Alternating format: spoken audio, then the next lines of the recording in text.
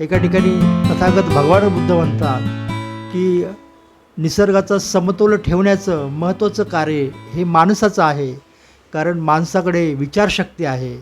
मित्रांनो, आपल्या सगळ्यांकडे विचारशक्ती आहे आणि आपण निश्चितच हे जे काय निसर्गाचा नाश होतो आहे ते थांबवण्याचं आपण कार्य करूया. मित्रांनो, जगात देव आहे की नाही याबद्दल अनेक लोकांचे वेगवेगळे मतांतर असू शकतात. काही लोक म्हणतील की देव आहे, काही लोक म्हणतील नाही. पण एका गोष्टीबद्दल सगळ्यांचं एकमत होऊ शकतं आणि ती गोष्ट म्हणजे की आपण या पृथ्वीवरती राहतो आणि या पृथ्वीमध्ये जे काय जीवसृष्टी आहे ती परस्पर अवलंबित आहे आणि या पृथ्वीमुळेच आपलं जीवन आहे. पृथ्वीचं जे काही पर्यावरण आहे या पर्यावरणामुळे अनेक जीवजंतू जगतात आणि मानव हा त्यातला एक सूक्ष्म घटक आहे असं म्हटलं तर काही वावगं ठरणार नाही. परंतु झालं काय की लोकांनी आपल्या स्वतःच्या लालसेमुळं म्हणा किंवा हव्यासापोटी म्हणा पृथ्वीवरती आक्रमण केलेलं आहे. म्हणजे बघा ना तुम्ही की विकासाच्या नावाने झाडं जंगलं उद्ध्वस्त करणं, पैसा कमवण्यासाठी मोठमोठ्या कंपन्या उभा करणं की ज्यातून पोल्युशन होतं, स्वतःच्या आनंदासाठी काहीतरी फटाके फोडणं किंवा ध्वनी प्रदूषण करणं. त्याचबरोबर आता अलीकडे जे काही युद्ध चाललं आहे असे अनेक युद्ध या पृथ्वीवरती जगामध्ये होत आलेले आहेत आणि याच्यामुळे जो नाश होतो तो फक्त माणसाचा होत नाही, तर यामध्ये असणारे सूक्ष्म जीवजंतू की जे संपूर्ण जीवन प्रणालीवरती खूप मोठा प्रभाव टाकत असतात, या सगळ्यांचा नाश होत जातो. आणि आपल्या कारणाला, आपल्या दुःखाला, आपल्या नाशाला कोण कारणीभूत आहे तर आपणच, इथला मानव हा कारणीभूत आहे. आणि मग हा माणूस या सगळ्या गोष्टीतून कधी काही शिकणार हा प्रश्न आमच्या सगळ्यांसमोर उभा आहे. 5 जून हा संपूर्ण जगामध्ये पर्यावरण दिवस म्हणून साजरा केला जातो. तर हा दिवस साजरा करण्यापाठी काय भावना असावी किंवा कशामुळं लोक हा साजरा करतात, तुम्हाला काय वाटतं? हा दिवस संपूर्ण जगामध्ये पर्यावरण दिन म्हणून साजरा केला जातो आणि हा दिवस साजरा करण्यासाठी मला वाटतं की त्याचा एक हेतू आहे. तो हेतू हा आहे की पर्यावरणाबद्दल आपल्याला जाणीव जागृती झाली पाहिजे. पर्यावरणाचं महत्त्व जे आहे ते आपल्याला कळलं पाहिजे. यासाठी हा दिवस संपूर्ण पृथ्वीवरती जगामध्ये साजरा केला जातो. कधी नव्हे ते ह्या वेळेस प्रचंड उष्मा आपल्याला जाणवत आहे. मुंबईमध्ये प्रचंड उष्मा जाणवत आहे आणि हा का जाणवत आहे तर आपल्याला सगळ्यांना माहीत आहे की आपण विकासाच्या नावानं मोठमोठ्या इमारती उभा केल्या आहे आणि त्यासाठी मुंबईतील, नवी मुंबईतील आणि अनेक ठिकाणी मोठमोठी जंगले म्हणा किंवा झाडे कापली आणि याचा परिणाम आपल्याला सगळ्यांना भोगावा लागत आहे. आता इथेच नाही तर हे संपूर्ण जगामध्ये होत चाललेलं आहे आणि सगळ्या जगातले जे काही राजकारणी आहेत, सत्ताधारी आहेत, हे याबद्दल संवेदनशील नाहीत असं दिसतं. मित्रांनो, पृथ्वीचं जे संकट आलेलं आहे, पृथ्वी संकटाला कारणीभूत 2 गोष्टी आहेत. पहिली गोष्ट एक निसर्गनिर्मित आणि दुसरी मानवनिर्मित. आता निसर्गनिर्मित गोष्टी त्याला आपण जास्त काही करू शकत नाही. आपण त्याच्यावरती थोडाफार कंट्रोल करण्याचा प्रयत्न करू शकतो, पण सगळंच आपण थांबवू शकत नाही. मात्र जे मानवनिर्मित आहेत त्या गोष्टी आपल्याला निश्चितपणे थांबवता येणं शक्य आहे आणि म्हणूनच ज्या गोष्टी आपल्या हातात आहेत त्या गोष्टी आपण थांबवायला पाहिजेत. एका ठिकाणी तथागत भगवान बुद्ध म्हणतात की निसर्गाचा समतोल ठेवण्याचं महत्त्वाचं कार्य हे माणसाचं आहे, कारण माणसाकडे विचारशक्ती आहे. मित्रांनो, आपल्या सगळ्यांकडे विचारशक्ती आहे आणि आपण निश्चितच हे जे काय निसर्गाचा नाश होतो आहे ते थांबवण्याचं आपण कार्य करूया. आणि हाच दिवस आपण इथे साजरा करीत आहोत. साजरा करीत आहोत. म्हणजे या निमित्तानं आपण सन्माननीय अतिथी अरविंद सोनटक्के सर हे रिटायर इन्कम टॅक्स कमिशनर आहेत आणि त्यांचं विज्ञानाबद्दल आणि एकूणच मानववंश शास्त्राबद्दलचं ज्ञान खूप चांगलं आहे आणि यासाठी आपण पर्यावरणा दिनानिमित्त त्यांना बोलवलं आहे आणि त्यांची आपण मुलाखत घेत आहोत. त्यातून बऱ्याच गोष्टी आपल्याला नव्याने कळतील आणि या सगळ्याचा हेतू हाच आहे की पर्यावरणासंदर्भात आपल्या सगळ्यांच्या मनामध्ये जनजागृती व्हावी. हा जो पर्यावरण दिन साजरा करण्यात येतो पृथ्वी तलावर, याची निश्चितच कारणे असतील, पण ज्या कारणाकरता हा साजरा करण्यात येतो तो प्रत्येक देशामध्ये आणि वस्त्यामध्ये हा दिवस साजरा होतो काय हाच मोठा प्रश्न आहे. कारण पर्यावरण दिवस हा जो आहे शाळा, कॉलेजेस, मंदिर, मस्जिद, चर्च, वस्त्यांमध्ये जर झाला तर पर्यावरणाबाबतची सर्व सामान्य माहिती ही सामान्य जनतेवर पोहोचावी, हा उद्देश सफल होऊ शकतो. हां, पर्यावरण एन्व्हायरमेंट डे आणि पर्यावरण दिवस साजरा करण्याचं मुख्य कारण की आपलं पृथ्वी या ग्रहावरचं वातावरण मानवाकरता योग्य असावं. मानव नावाची जी जमात आहे ती योग्यरित्या जीवन जगावी याकरता असावं असं वातावरण निर्मिती आणि मेंटेन करणे ह्याच्याकरता पर्यावरण दिवस असेल. पण ह्याचा उद्देश जनतेमध्ये पोचला काय हा फार मोठा प्रश्न आहे. पण सध्या पर्यावरणाला घेऊन जगामध्ये विविध ठिकाणी लोक चिंतित आहेत. ती अशी वेळ का यावी किंवा आता जी स्थिती आहे पर्यावरणाची ती चांगली आहे का? बघा, पूर्ण पृथ्वी तलावर 800 कोटी लोकसंख्या आहे. त्यामध्ये सर्वात जास्त लोकसंख्या भारतात आहे.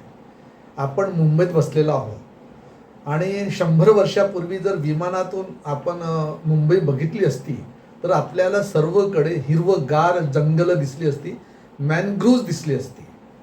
आता जर विमानात उतरताना मुंबईकडे बघितलं तर पूर्ण कॉन्क्रीट जंगल दिसते, मोठे मोठे रस्ते दिसतात, ब्रिज दिसतात.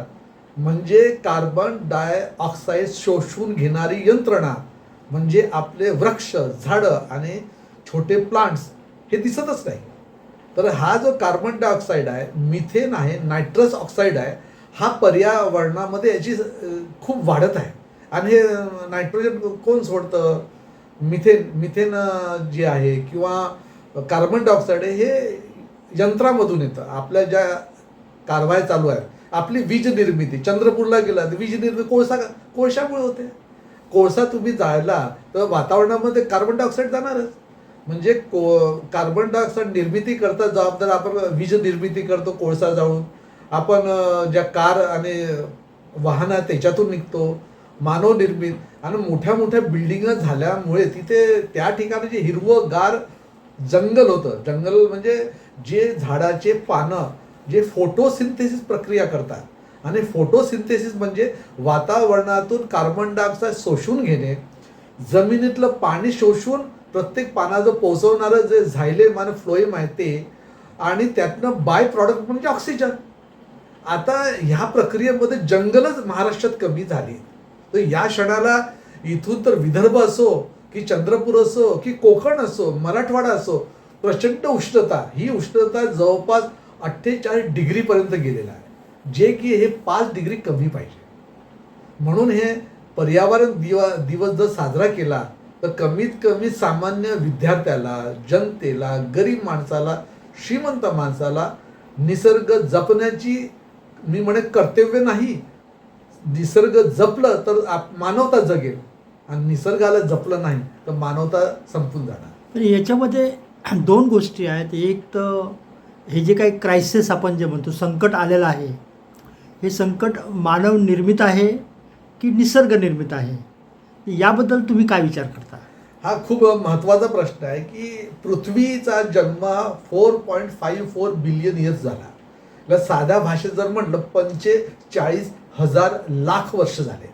45,000 लाख वर्षामध्ये सुरुवातीला जवळपास 200 कोटी वर्ष, सुरुवातीला काही कोटी वर्ष तर पूर्ण लावाच होता पृथ्वीवर. आपण जो मानव नावाचा प्राणी झाला बिचारा होमोसेपियन, याला 3 लाख वर्ष झाले. म्हणजे 45,000 लाख वर्ष पृथ्वीचं वय आहे आणि मानव नावाच्या प्राण्याचं वय 3 लाख वर्ष आहे. म्हणजे पूर्ण पृथ्वी तलावर आईस एज म्हणजे हिमयुग आणि उष्णयुग असं चक्रानुसार येते. जेव्हा पाणी निर्मिती झाली आणि समुद्र निर्मिती झाली, त्यानंतर आताचा जो काळ आहे, मागील काही कोटी वर्षामध्ये म्हणजे 25 कोटी 50 कोटी वर्षामध्ये समुद्र गरम होतो आणि समुद्र गरम झाला तर त्याची गरमी जी आहे ते जमिनीवर राहणाऱ्या लोकांना जाणवणार. आता मुंबई आहे समुद्राच्या काठावर आहे. समुद्राच्या काठावर असताना समुद्राचं पाणी गरम झालं आणि भारत हा कर्कवृत्तावर म्हणतात, पृथ्वीच्या कर्कवृत्तावर आहे. ते कर्कवृत्तावर असल्यामुळे ते उष्णता एकदा सूर्याचं डायरेक्ट तिच्यावर उष्णता येत आहे. उष्णता डायरेक्ट आपल्याकडे आल्यामुळे भारताच्या अनेक राज्यामध्ये आल्यामुळे समुद्र गरम होत आहे, जमीन गरम होत आहे. पण उष्णतेपासून वाचवणारी जी यंत्रणा होती ते कोलमडून पडल्यामुळे आपल्याला उष्णतेचा त्रास हा सतत वाढत जाणार. आणि मला असं वाटते की या पूर्ण पृथ्वीच्या इतिहासामध्ये 5 मास एक्सटेन्शन झाले. 5 म्हणजे 5 वेळा पृथ्वी तलावरची जे समुद्र जीव आणि पृथ्वीच्या जमिनीवर असणारे प्राणी आणि पौधे झाडं हे नष्ट झाले. तरी 5 वेळ झालं. मला असं वाटतं की आता 6वं मास एक्सटेन्शन सुरू आहे. यात मानवता म्हणजे मानव नावाचा जो प्राणी आहे हे 6व्या मास एक्सटेन्शनला जबाबदार असेल. म्हणून आपल्याला खबरदारीचे उपाययोजना करणे काळाची गरज आहे. तुम्ही म्हणता ते खूपच चिंतन करायची गोष्ट आहे. पण जगामध्ये जे काही युद्ध होत आहे किंवा बॉम्ब टाकले जातात किंवा सरकारच्या जे काही धोरणं असतात, हे धोरणं या सगळ्या निसर्गाच्या ऱ्हासाला कितपत कारणीभूत असतात?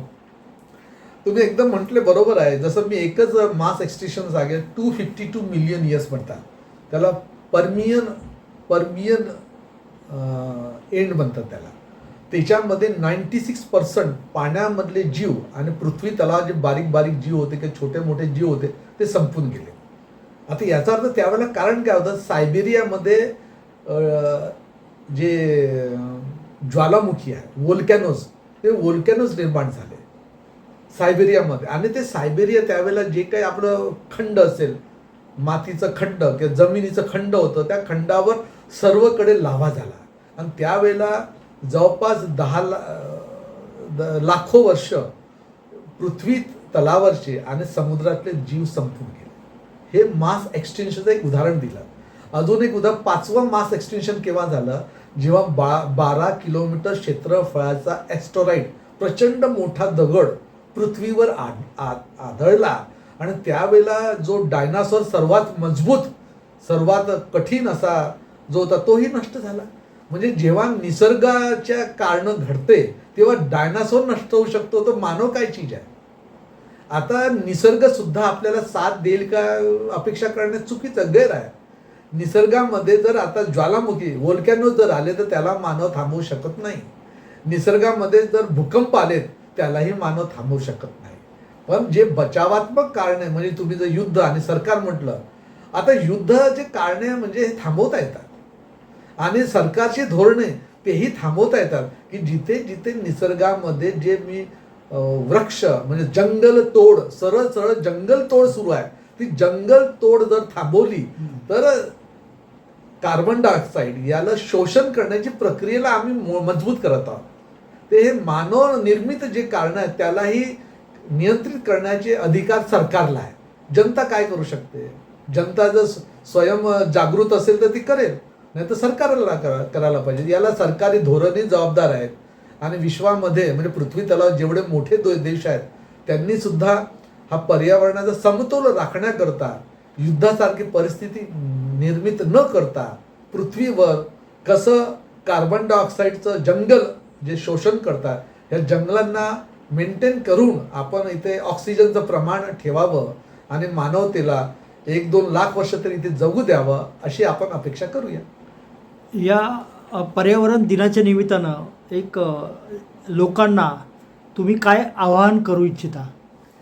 पर्यावरण दिनानिमित्त भारतीय जनतेला आणि मानवाला मी आव्हान करेन कृपया निसर्गाची कारणे थांबवण्याचा अधिकार आणि शक्ती एकही ना देशाकडे आहे, ना शक्तिशाली देशाकडे आहे, ना मानवाकडे आहे. जर नैसर्गिक कारणे झालीत तर त्याला आपण रोखू शकत नाही. पण जनता आणि मानव यांच्याकडे जी शक्ती आहे, जी जागरूकता जर वाढली तर ते जंगल तोडीचं प्रमाण कमी करून शक्य असेल त्या ठिकाणी हिरवंगार तयार करावं. कारण एक झाड तुम्ही घरात लावलं ते हिरवंगार पान असतं, झाडावर पान असतं की नाही, ते हिरवंगार पान वातावरणातून कार्बन डायऑक्साईड शोषून घेतं. ते जमिनीतून, मग त्याला आपण जे पाणी देतो झाडाला तिथून ते पाणी तिथे घेतं. आणि अशी जरी हिरवंगार पृथ्वी जर केली तर ह्याकरता प्रत्येक मानवाला, तो डिग्र्या किती आहे, डिग्री धारक आहे का मला माहीत नाही, पण डिग्री धारक असो की सरकारी डिग्री नसलेला असो, त्यांनी पर्यावरणाला जिवंत ठेवा, मानव जगू शकेल असं निर्मित करण्याचं जबाबदारी, कर्तव्य त्याची आहे. म्हणून आम्ही हिरवगार पृथ्वी बनवण्याकरता प्रत्येक मानवाने आळस न करता, बहाणेबाजी न करता त्यांनी कष्ट घ्यावे अशी अपेक्षा करतो. धन्यवाद. आपण खूप चांगली माहिती दिली त्याबद्दल. धन्यवाद.